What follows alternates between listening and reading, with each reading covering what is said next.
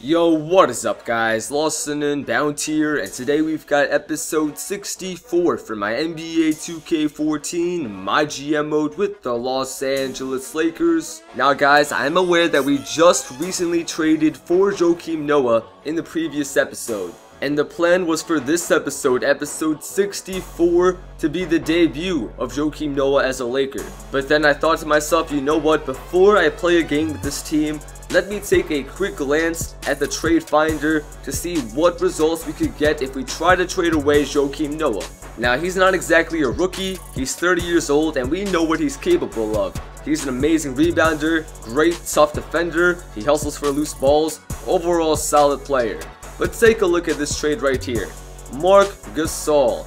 He's the same age as Noah, 30 years old, he's got about half the salary. But this guy, not only is he a great rebounder, great on the boards, but also he's got a phenomenal offensive game. His offensive capabilities start at the post, but they can stretch out all the way to the mid-range jumper. Now Nick Young is also a part of this trade, and if you guys have been here since the beginning of the series, you know that in the first season, Nick Young was an absolute threat from beyond the arc. But right now, his rating is dropping, he's getting older, and we don't even play him too much anymore. So Nick Young, even though we would love to keep him on the team, if he is a sacrifice that needs to be made, we might just need to make it. But guys, this really is a major decision. This is our starting center right here. Will it be Marc Gasol or Joakim Noah? What I need you guys to do is to let me know down below in the comment section, trade or no trade. Because I do understand that Joakim Noah brings amazing defense and rebounding, but on the other hand, Marc Gasol can do both of those but also score efficiently as well. So it definitely is a tough decision, but as I said before guys, let me know down below in the comment section, trade or no trade, and then we will see the results in the next episode. Now guys, right here we have another trade offer. We would trade away Udonis Haslem and Timothy Moskov, but at the same time we would get Terrence Jones in return. Now right now either Joakim Noah or Marc Gasol will be our starting center, depending on the decision we make with the previous trade. Tyson Chandler would be the backup center, and I thought to myself, you know what's the point of keeping Haslem and Moskov at the same time? Moskov barely plays and Haslem is off the bench, but at the same time Haslem is already 35 years old. I've heard many good things about Terrence Jones in this game. He may only be a 67, but some players, like Gerald Green, might have a low rating, but instead on the court, they play at such a high level, and alongside that, he is only 23 years old. So if already he's making an impact in the NBA at the age of 23, just imagine how well he can do in the future years. We would have him locked up through 2018, and I think that this is a trade that would truly be beneficial for both parties, because for them, they're adding extra depth to their squad. But for us, we don't exactly need that depth. We don't need a third and fourth string backup power forward and center. Instead, I'd rather have a solid backup with extra potential like Terrence Jones.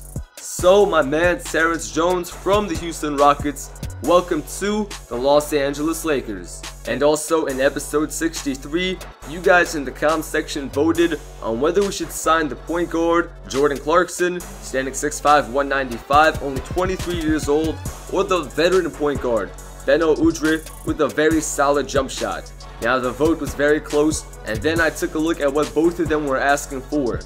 Jordan Clarkson, as you can see right here, he was asking for a one-year deal with $1.75 million. I would love to offer him that, but we just cannot afford it. We barely have half of what he's asking for, and Clarkson would just not budge. So instead, let's take a look at Beno Udrih. He's 33 years old, but we do not exactly need much from him. And this is his reply. My agent and I are looking for a one-year deal with $940,000. Now here's the thing, we cannot completely afford him, but it's not as bad of a situation as for Jordan Clarkson. So we'll give him the player option, we'll make him a role player, and let's see what he says for $893,000. Will he accept it? And he does accept it. Beno Udrih, he does take a bit of a salary cut. He is willing to lose the extra $47,000. So Beno Udrih, welcome to the Los Angeles Lakers. Obviously the plan is not to make him a major key player for the squad, but at the same time, we could use that extra shooting and that extra depth off the bench. Like I said before, If Eric Bledsoe or Dante Exum goes down, Beno Udrih could move up to being the second string point guard, and we need that type of assurance, especially when we've got players getting injured every few weeks. Now taking a look at the attribute upgrades, right here for level 4, it says negative player morale effects are reduced by 25%. Now I'm always thinking down the road, down the line, thinking about the offseason.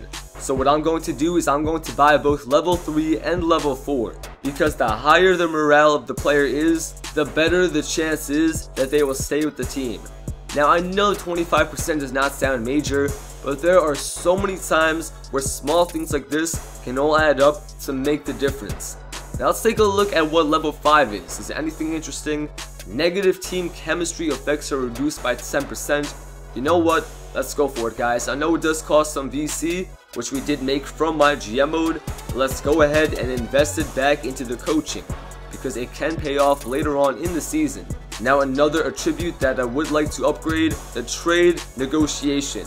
Right here you see trade influence increased by 1%, by 2%, by 4%. All of this stuff I want to try to upgrade it, because like I said before, not every single decision that you make as a GM will be major, but believe me guys, it all adds up. All the little things at the end of the day are what counts. They all add up and they make a big difference, and they play a big role as a GM, as the coach. So let's go ahead and upgrade this all the way up to level 3.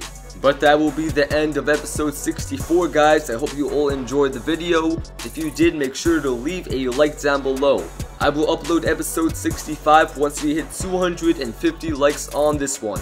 If you're new to the channel, make sure you subscribe to join LNU Nation for your #1 source of all NBA 2K14, my GM mode, my team, and tons more to come.